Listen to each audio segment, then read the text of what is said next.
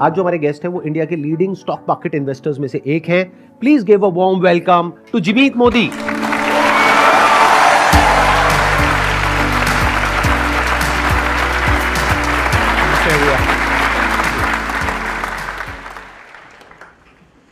मैं थोड़ा सा आपसे समझना चाहूंगा आपकी इन्वेस्टमेंट फिलॉसफी के बारे में। Is it somewhat inspired by Warren Buffett philosophy और is it something else? Like how do you choose कि हमें किस स्टॉक में पैसा लगाना है, किस में नहीं लगाना है? स्टॉक मार्केट में पैसे बनाने के दो तरीके। जो एक ट्रेडिशनल तरीका है कि आप कोई कंपनी देखो, वो कंपनी की रिसर्च करो, आप एनुअल रिपोर्ट पढ़ो वगैरह वगैरह, फिर आप डिसाइड करो कि मुझे स्टॉक खरीदना है और आप उसको होल्ड करके उसमें पैसा बनाओ। तो ये ट्रेडिशनल तरीका है। एक दूसरा तरीका है जिसे हम कहते हैं, जो हम गुजरातियों में कहते हैं भाव भगवान जी। तो भाव भगवान है, यानी वो प्राइस को देख के deeper understanding of the price से हम स्ट्रेटजीज बनाते कि जिसमें इन्वेस्ट करना चाहिए, ट्रेड करना चाहिए। तो पहली चीज तो ये है कि पहले आप अपने आप को कंपार्टमेंटलाइज कर लो। तो that's what we also do कि हम जब कोई लॉन्ग टर्म इन्वेस्टमेंट बेट लेते, we try and generate a key insight. हम एक कोर इनसाइट जनरेट करने की कोशिश करते हैं कि ये बिजनेस में क्या अलग है। Why is this business a great business? Why will this business make money for its shareholders? Why is it going to be a good value proposition for customers and the entire ecosystem? और जब हमको वो कोई business में differentiated insight मिलती है, तब हम कॉन्सेंट्रेटेड बेट लेते और वो बेट को प्ले आउट करने की कोशिश करते over a period of time, and that's how big money gets made. और आज तक की आपकी सबसे बड़ी कॉन्सेंट्रेटेड बेट क्या है? इन द सेंस पूरा जो आपका पोर्टफोलियो साइज है उसका कितना परसेंट आपने एलोकेट कर दिया था एक पर्टिकुलर स्टॉक में? I think I have even gone up to 60-70%। This is unlike जो टिपिकली जो कहा जाता है स्टॉक मार्केट में, that never put all your eggs in one basket. तो 60% is a fairly large amount of stake of your portfolio. So this was your personal money या फिर वो पब्लिक का पैसा? So this is my personal money. Then you can take that bat, right? This is my personal. And see, I think आपने बहुत बढ़िया बात कही कि लोग हमें सिखाते हैं कि आप डाइवर्सिफाई करो, बट ये जो डाइवर्सिफिकेशन का फंडा है ना, वो एप्लीकेबल है अगर आप नहीं जानते आप क्या कर रहे हो। Let's take a case in point. आप राकेश झुंझुनवाला जी देख लीजिए। Titan for most part of his life has been anywhere between 50 to 65% of his portfolio, and that is where he made most of his money. Even आप आज की तारीख में Warren Buffett देख लीजिए। Apple is the stock where he owns his largest position. Apple is almost 40% of his portfolio. तो सी, आप शुरू करते हो तब वो आपके पोर्टफोलियो का छोटा पार्ट होता है, इट कुड बी 10-12%, बट क्या हो जाता है जब भाव चलते जाता है, प्राइस चलते जाती है, अप्रिसिएशन होते जाती है, then the weight increases. I understand. So, if you know what you are doing, then concentration of bets is the best way of making big money. अगर आप डेप्थ में हो, सी बिकॉज अगर लेट्स टेक अ केस, आप खुद आपका business run कर रहे हो, तो you are anyway 100% owner and you know everything about your business in depth. अगर आप वो सेम डेप्थ किसी स्टॉक के लिए या किसी भी सेक्टर के लिए बिल्ड कर सकते हो, तो you can actually go deep. And I often से कि स्टॉक मार्केट में पैसा बनाने का दो तरीका है। एक है कि आप डेप्थ से बनाओ, यानी let's say you find your ground कि ये मेरी एरिया ऑफ एक्सपर्टीज है। सो कई बार मैंने देखा है कि जो लोग एक्सपर्ट होते हैं, लेट्स से हम कोई आईटी प्रोफेशनल है, आईटी इंडस्ट्री में काम करता है, वो आईटी के ट्रेंड्स अच्छे से पकड़ पाता है, तो वो आईटी सेक्टर में ही वो लाइफ टाइम पैसे बनाते हैं। कोई स्टील सेक्टर का एक्सपर्ट है तो वो स्टील सेक्टर में ही पैसा बनाता है साइकिल्स प्ले करके। तो एक डेप्थ का तरीका है, दूसरा है ब्रेथ का तरीका। आपको किसी भी कोई चीज़ की ब्रेथ नहीं है, तो आप बाय एंड लार्ज आप इंडिया पर बैठ ले रहे हो कि आप इंडिया के जो टॉप बिजनेसेस है उसमें आप बेट लो, either by way of direct equity portfolio, या आप किसी इंडेक्स फंड में डाल दो या म्यूचुअल फंड में डाल दो। तो आपको ब्रेथ, जैसे इंडिया कंपाउंड होगी, इंडिया ग्रोथ होगी, you will keep compounding your wealth. I am sure इतने सालों में कुछ बेट्स आपकी हैं जो सही लैंड करी होंगी और कुछ हैं जो बहुत खराब भी लैंड करी होंगी, यानी कुछ बहुत बड़ा लॉस हुआ होगा। तो आज तक आपको जो भी सबसे बड़ा लॉस हुआ है, I don't want to know the name of the company, but I want to understand कि आपने वहां से क्या सीखा। क्योंकि when we talk about taking a bet, no matter आपके पास में कितनी इंफॉर्मेशन है या कितनी क्लैरिटी है या कितनी अंडरस्टैंडिंग है उस बिजनेस की, बट आपको सब कुछ तो नहीं पता है।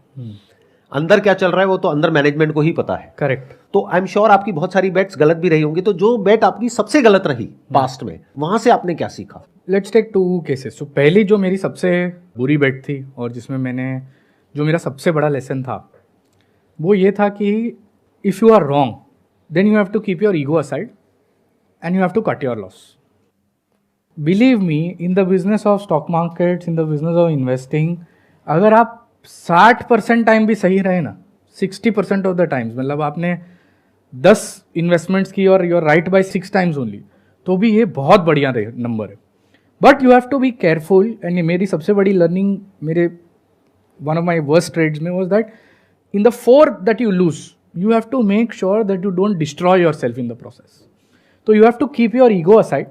और अगर आपको लगता है कि आप गलत गए तो you have to dispassionately get out of the business and cut your loss.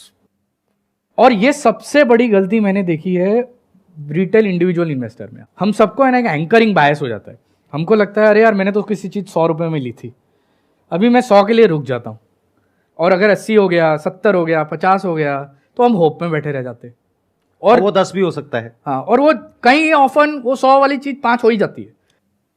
The पहली बार जब वो 100 का 80 हुआ ना, that is the first indication कि यू आर रॉन्ग, क्योंकि ये आपके डायरेक्शन के अगेंस्ट चल रही है. या फिर ये कह सकते हैं कि may be the person is not wrong, may be उसको समझना पड़ेगा कि ये जो मैंने बेट ली थी is that still hold true, या फिर मार्केट्स अपना गेम खेल रही है. ये भी होता है शॉर्ट टर्म में, मार्केट भी थोड़ा बहुत तो ऊपर नीचे करती रहती है because of a lot of factors. But क्या वो फंडामेंटल्स अभी भी है इंटैक्ट, या फिर फंडामेंटल्स में कोई प्रॉब्लम आ गई है? Correct. So that is actually the second mistake. जब आप सिर्फ बेचने के लिए है, आपके लिए आइडियली 2 या 3 रीजन है. एक तो पहले आपको लगा कि मैंने जो ओरिजिनल हाइपोथेसिस बनाई थी ये पर्टिकुलर इन्वेस्टमेंट के लिए, मेरे को जब भी आपको इन्वेस्टमेंट लोगे, आपको जो भी इंसाइट आएगी, आप एक हाइपोथेसिस बनाओगे, राइट, कि मुझे लगता है ये यहाँ से 8 गुना 10 गुना कुछ सालों में बड़ा हो जाएगा, या ये सेक्टर अभी भी नया है, this is going to do really well over a period of time. So अगर आपकी ओरिजिनल हाइपोथेसिस फेल हो जाती है for whatever reason, take example at one point of time Idea, जो वोडाफोन आइडिया हम आज देखते हैं, used to be a great business, it used to be a Nifty 50 stock. But when external competition came in, Jio came in, the dynamics of the business changed. तो आपको telecom sector भले ही कितना अच्छा लगता है, you have to process new information, you have to test your hypothesis कि यार ये तो मैंने जो ओरिजिनल हाइपोथेसिस से लिया था अभी वो प्ले आउट नहीं हो रही, तो लेट मी गेट आउट. या कुछ नए फैक्टर्स आ गए हैं, कुछ नए उसके अंदर वो वेरिएबल्स इंट्रोड्यूस हो गए, तो let's take that also into account. Correct. And then recalculate. Correct. So मेरी 2 टाइप की मिस्टेक्स रही है लाइफ में. एक तो कि जो मैंने नहीं बेचा या लेट बेचा, वो एक मिस्टेक रही है. और दूसरी चीज़ कि मेरे पास एक बेटर अपॉर्चुनिटी आई. वो बेटर अपॉर्चुनिटी के लिए जब पैसे नहीं थे, तो पैसे रेस करने के लिए I should have sold something that I had and then switched my money to a better opportunity so that my overall portfolio value could have been larger. ये एरर भी एक दूसरी टाइप की एरर है. ये एरर तो हम सोचते ही नहीं कई बार. आई अंडरस्टैंड कि मतलब जंक पड़ा है घर में, अगर हम चाहते तो उसको बेच देते, जिसकी वैल्यू आने वाले टाइम में और गिरने ही वाली है, और उसकी जगह हमको गोल्ड मिल रहा है सिल्वर के भाव पे, लेकिन हम नहीं ले रहे हैं, हम जंक पे अटके हुए हैं. करेक्ट. क्योंकि हमें लग रहा है कि इसकी वो वैल्यू तो एटलीस्ट मिलनी चाहिए जितने में मैंने खरीदा था. करेक्ट. राइट. जो एंकरिंग बायस हम बोलते हैं कि भाई मेरी प्राइस तक तो वापस आ जाए. जबकि लोगों को ऐसे सोचना चाहिए कि अगर कोई 100 रुपए की चीज ली थी मैंने जंक में, वो 70 हो गई है, और अभी आज मुझे सोना मिल रहा है 100 में, बट अगर मुझे लगता है कि सोना 100 का 140 हो सकता है, तो नेट तो आपका पोर्टफोलियो वैल्यू वापस आ जाएगा. राइट. सर मेरा दोनों से क्वेश्चन है. एक्चुअली आज का अगर हम टाइम देखें तो एआई जो है, तो सर वो कितना अफेक्ट कर रही है आज के टाइम पे स्टॉक मार्केट को? पैसा बनाने के लिए जो कोर स्किल चाहिए, वो स्किल क्या है? एक तरीके से वो कोर स्किल है पैटर्न रिकग्निशन. आपको स्टॉक मार्केट में पैटर्न्स आइडेंटिफाई करने हैं, आइदर इन बिजनेसेस और in prices etcetera, and you are essentially paying out patterns. And stock markets में कई बार ऐसे कहा जाता है कि history repeats itself again and again over a period of time. So you have to keep studying history, keep identifying patterns from history, and then keep applying those patterns in the present so that आप आगे जाके वो जब history repeat होती है, you can make money. Now AI does a phenomenal job at pattern recognition. So whether it is pattern recognition of stock prices, pattern recognition of financials, now there are tools available which allows AI to look at balance sheets. See, आज हम human हैं, हम human balance sheets analyse करेंगे, हम कुछ चीज़ें देखेंगे, but systems and AI will be able to do that much faster at much larger scale and probably even identify things जो शायद हम as humans नहीं देख पाएंगे. But ये सिर्फ शुरुआत है. So my sense is that the role of AI in the stock markets will keep going up in pattern recognition, in information analysis, शायद इन्वेस्टमेंट डिसीजन लेने तक ना पहुंचे अभी तक, आई थिंक उसको थोड़ा समय लगेगा और, बट आई थिंक बाकी की जो सारी इंफॉर्मेशन एनालिसिस है, इंफॉर्मेशन गैदरिंग है, वो सारी चीज़ों में AI will become an integral part of investment management. बहुत तेजी से बहुत सारी चीजें डिसरप्ट होने वाली हैं बिजनेसेस में। जो बिजनेसेस पास्ट में बहुत ही कमाल का कर रहे थे, हो सकता है फ्यूचर में उनको दिक्कत आने वाली है, और नए नए बिजनेसेस इमर्ज होने वाले हैं नए नए सेक्टर्स में, ऐसे ऐसे सेक्टर्स में जिनके बारे में हो सकता है आज हमने सुना भी नहीं है। अभी AI को बिल्कुल ऐसा देखो कि एक न्यूबॉर्न बेबी है जिसको देख करके आप डर रहे हो ना, ChatGPT 4, that is just newborn baby. अभी उसी से लोग डर रहे हैं कि ये पता नहीं क्या है। आने वाले 3-4 साल बाद, 5 साल बाद क्या होगा जब वो बेबी बड़ा हो जाएगा, that is beyond our wildest imagination. तो उसका इंपैक्ट बिजनेसेस पे आने ही वाला है। तो हमें समझना पड़ेगा कि किस बिजनेस पे कितना इंपैक्ट आएगा और किस तरह का इंपैक्ट आएगा। तो मैक्रो लेवल पे भी देखना पड़ेगा ग्लोबली क्या हो रहा है, और इंडिया के लेवल पे भी देखना पड़ेगा। उसके अकॉर्डिंग आपको अपने पोर्टफोलियो को रीशफल करना पड़ेगा। तब कह सकते हैं कि आप एक इन्फॉर्म डिसीजन ले रहे हो। लेकिन अगर आप श्योर नहीं हो AI के बारे में कि AI किन किन बिजनेसेस को डिसरप्ट करने वाली है, किसका फायदा होने वाला है, किसका नुकसान होने वाला है, तो बेटर ऑप्शन इज कि आप अपने पोर्टफोलियो को डाइवर्सिफाई करिए। जैसे इन्होंने बताया, जो तरीका है ब्रेथ, मतलब कि आप म्यूचुअल फंड, इंडेक्स फंड, उसमें पैसा लगाइए, उसमें रिस्क कम है, क्योंकि अगर 50 कंपनीज है, एक आध बंद भी हो गई तो फर्क नहीं पड़ने वाला। आप आई थिंक ट्रेडिंग भी करते हैं और लॉन्ग टर्म इन्वेस्टिंग भी करते हैं, आप दोनों करते हैं, राइट? बट ट्रेडिंग मेरे को आज तक समझ नहीं आया पर्सनली, क्योंकि मुझे नहीं पता कि उसमें पैसा कमाते कैसे हैं। मतलब do people actually make money, अगर हम हिस्टोरिकली देखें तो? If you look at, see, Warren Buffett is a very widely celebrated investor, because उनकी स्टोरी बहुत वेल पब्लिश्ड है, सालों से चल रही है। But I think there is another gentleman who is a very famous individual who has made his entire money by way of trading. He's a gentleman called Jim Simmons. उन्होंने सालाना, he has compounded his capital at a rate of 66% per annum. And कितने लंबे period के लिए?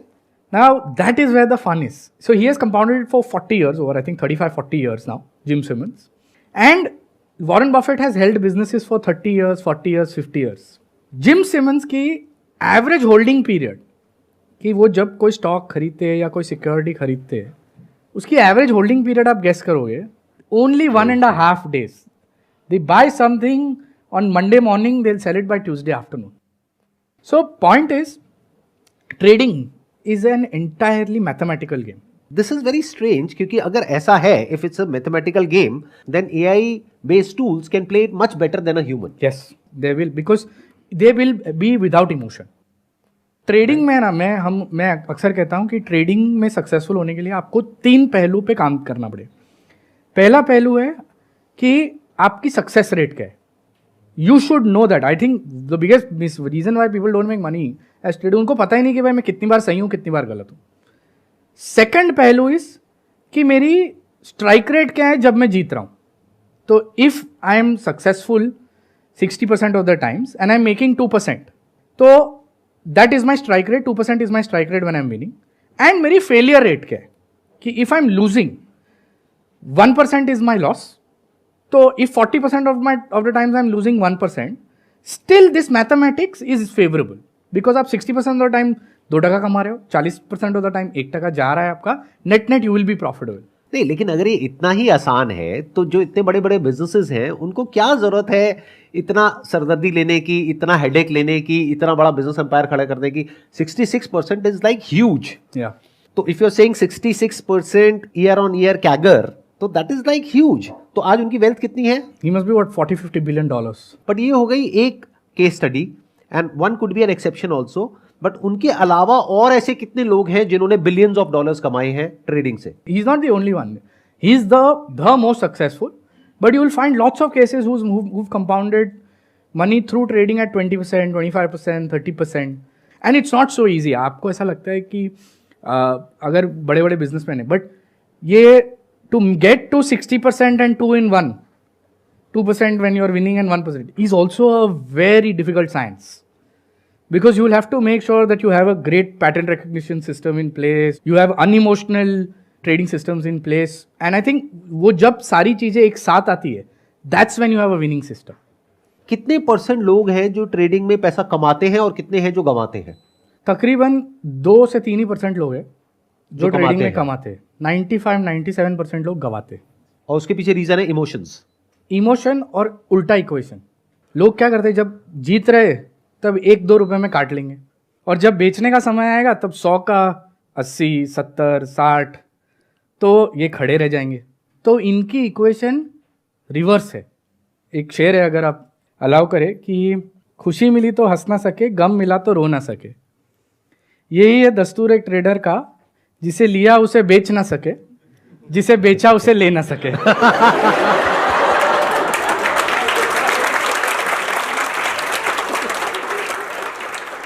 तो I hope कि अगर ऐसा एक्चुअल में पॉसिबल है, बिकॉज ऑनेस्टली स्पीकिंग मेरे को इसके बारे में ज़्यादा पता नहीं है, ऑल्दो वॉरेन बफेट की जो पूरी की पूरी फिलॉसफी है, उनके जो मेंटोर हैं बेंजामिन ग्राम, उनकी मैंने बुक पढ़ी है इंटेलिजेंट इन्वेस्टर, और उनको मैंने काफ़ी अच्छे से फॉलो किया है, काफ़ी अच्छे से समझा है, और वही मेरी भी फिलॉसफी है आज की डेट में। बट अगर ऐसा एक्चुअल में पॉसिबल है तो आई होप कि फ्यूचर में, और वो फ्यूचर ज़्यादा दूर नहीं है, AI इस काम को ज़्यादा अच्छे से कर पाएगा, क्योंकि it's basically a mathematical problem, and if we can do it automatically then हो सकता है AI बेस्ड जो पूरा का पूरा सिस्टम है वो आने वाले टाइम में बहुत अच्छी रिटर्न्स जनरेट कर सके।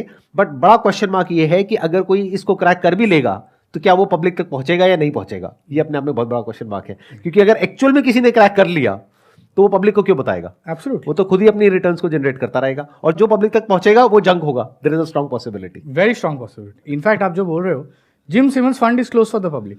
ही only allows himself and his employees to put in the money. तो एक क्लोज ग्रुप हो गया। क्लोज ग्रुप हो गया। देख रहे हो, समझ रहे हो ना आप लोग? आप क्या है, कहीं पे ऐसा कोई टूल देखोगे और बहुत एक्साइटेड हो जाओगे। अरे अगर वो टूल एक्चुअल में इतना अच्छा होता तो जिसने वो टूल बनाया वो आपको $10 में क्यों बेचता? वो खुद ही उस $10 को कंपाउंड करके $10 बिलियन बना लेता। सोचने वाली बात है। मतलब having said that, I am not saying कि सारे ही जंक है, but there is a strong possibility कि जो आप तक पहुंचेगा या आपको जिस तरीके से मार्केट किया जाएगा कि इस टूल को यूज करके आप इतने अमीर हो जाओगे, उतने हो जाओगे, there is a strong possibility उसमें से 99% फ्रॉड हो सकते हैं। तो थोड़ा संभल करके। मैं लास्ट 10 ईयर से इसी में हूँ, इसी फील्ड में वर्क कर रहा हूँ। जैसे कि सिम 7 के बारे में मैं जानता हूँ, वो ऑप्शन में काम करते हैं और उसमें AI पे वर्क कर रहे हैं, और मेरा भी काम यही है। मैं भी AI पे ही वर्क कर रहा हूँ और किसी कंपनी में ही वर्क कर रहा हूँ, क्योंकि ये बात सही है, उनका बहुत अच्छा रिटर्न है और हमारी कंपनी का भी बहुत अच्छा रिटर्न है। आपने पिछले 10 साल में कितना रिटर्न जनरेट किया है? All on average 24-25% per year. आप खुद अपना पैसा लगाते हो इसमें या आप किसी कंपनी में जॉब करते हो? मैं तो जॉब करता हूँ, बट मैं अपना पैसा भी इन्वेस्ट करता हूँ। पहले ये नहीं है कि भाई मेरा नेगेटिव नहीं हुआ। जब मैं पर्सनल कर रहा था तो शुरुआत में नेगेटिव ही हुआ था, अप भी आए डाउन भी आए, लेकिन अब स्टेबिलिटी है। क्या आपने कभी नोट किया कि जब आप कंपनी के लिए जॉब करते हो और जो काम आपको बताया जाता है वो आप करते हो, उसमें ज्यादा अच्छी रिटर्न्स आती है, या जब अपना खुद का पैसा लगाते हो उसमें ज्यादा अच्छी रिटर्न आती है? जब अपना पैसा लगाते हैं तो ज़्यादा अच्छी रिटर्न आती है। आई थिंक इसका उल्टा होना चाहिए।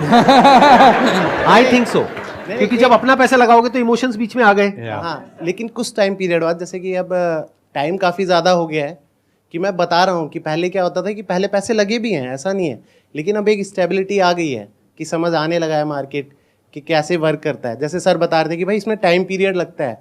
जैसे कि कई लोग आ रहे हैं अब, जैसे सीखना चाहते हैं, लेकिन वो क्या चाहते हैं, जनता है वो चाहती है कि 3 महीने में पैसा डबल कर ले।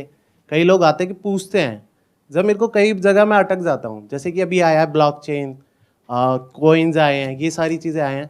अभी रिसेंटली मुझे पता चला कि एक मेरा फ्रेंड आया, वो बता रहा था कि कह रहा है कि मैंने एक इन्वेस्टमेंट कर रहा हूँ, कर दी है उसने, कर रहा हूँ, ये पूछने आया था। फिर वो कह रहा है कि मेरे को पर मंथ 8% रिटर्न आएगा। मैंने कहा पर मंथ 8% रिटर्न, या ये थोड़ा ज़्यादा, कुछ ज़्यादा नहीं हो रहा?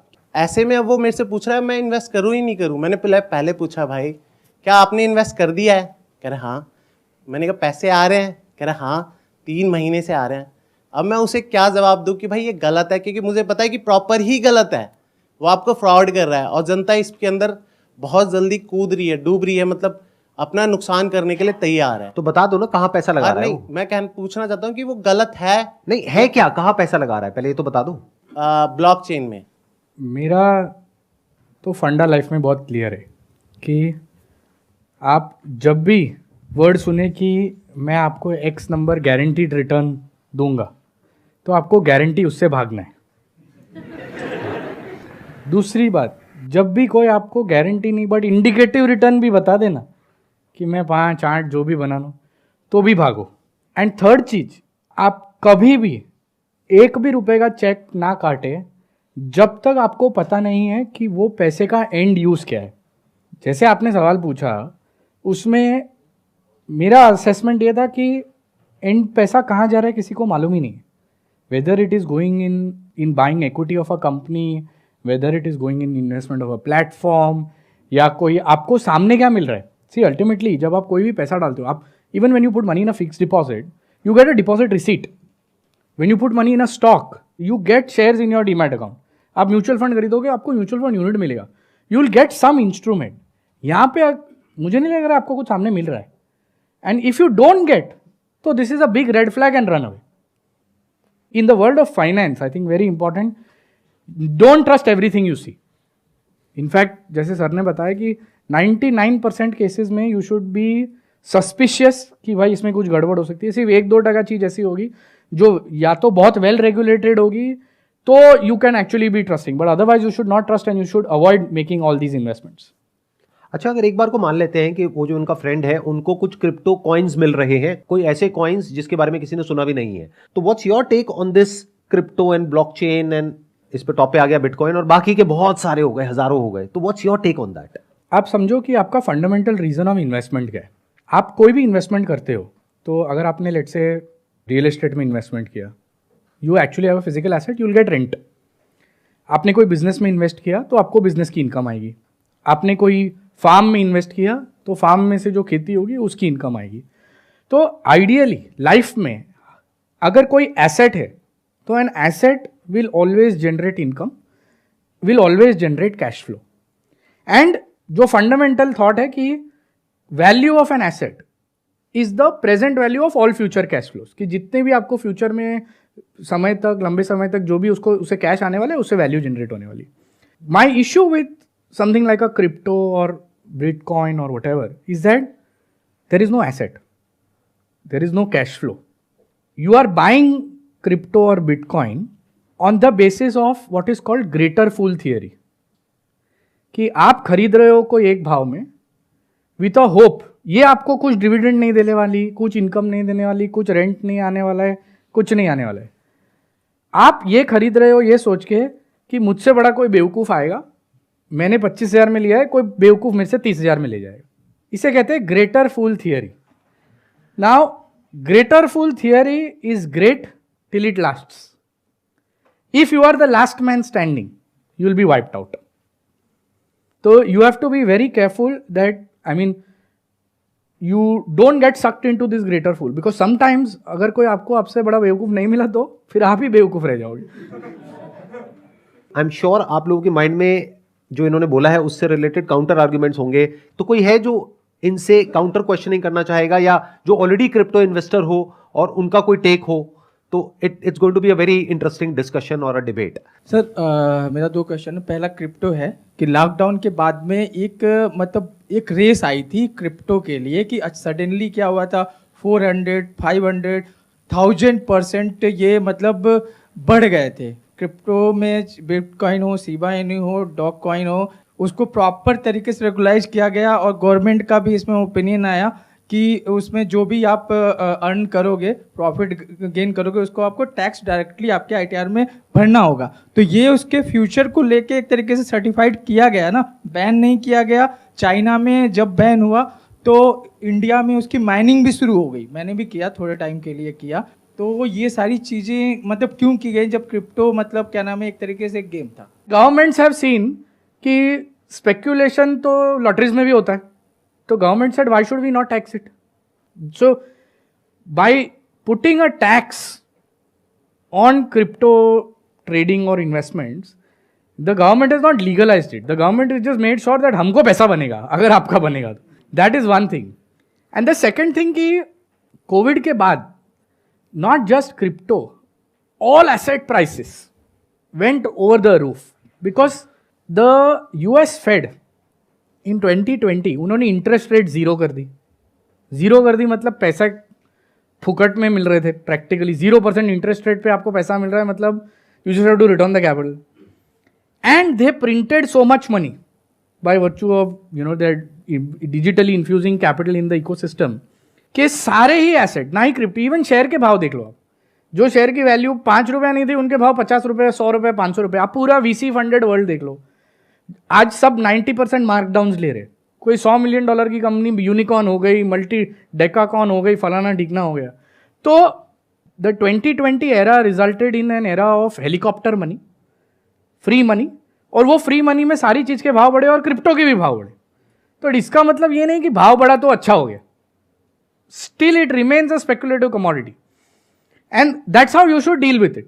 सर मेरा बहुत सिंपल सा क्वेश्चन है कि एक्चुअली हम में से बहुत सारे लोगों के साथ में ये होता है कि हम स्टॉक मार्केट में ट्रेडिंग करना स्टार्ट करते हैं, फिर थोड़ा सा लॉस होता है, और लॉस होने के बाद फिर हम थोड़ा सा गैप लेते हैं, एनालिसिस करते हैं, रिसर्च करते हैं, और रिसर्च करने के बाद फिर दोबारा से जब हम ट्रेडिंग करना स्टार्ट करते हैं तो हो सकता है कि हम बहुत ज़्यादा पॉइंट्स पर सही हों, बट एक चीज़ में हम थोड़ी सी मात खा जाते हैं कि हमारे अंदर वो फियर रहता है कि मतलब हमने ऑलरेडी बहुत सारे फाइनेंशियल लॉसेस किए हुए हैं, तो वो फियर से कैसे डील करें. आप ऐसे समझ के चलो कि आप कोई भी और फील्ड में जाते हो, आप अगर इंजीनियरिंग करते हो, आप अगर मैनेजमेंट स्टडीज़ करते हो, आप अगर साइंस करते हो, आप यूनिवर्सिटी में फीस देते हो. यहाँ पे आप बिना कुछ किए, आज ट्रेडिंग अकाउंट खोलना इतना इजी हो गया है कि आप ट्रेडिंग अकाउंट खोल दिए, चालू कर दिए, तो एंट्री बैरियर नहीं है. तो आप ऐसा समझ के चलो कि एक certain portion of your capital, initial capital, तो आपको मार्केट को, द स्टॉक मार्केट यूनिवर्सिटी को फीस देनी पड़ेगी.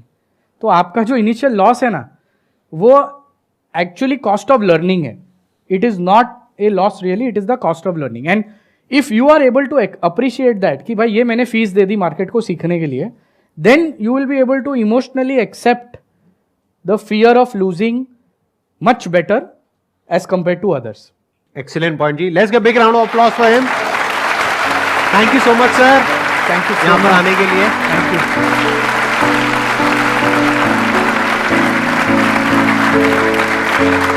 यू.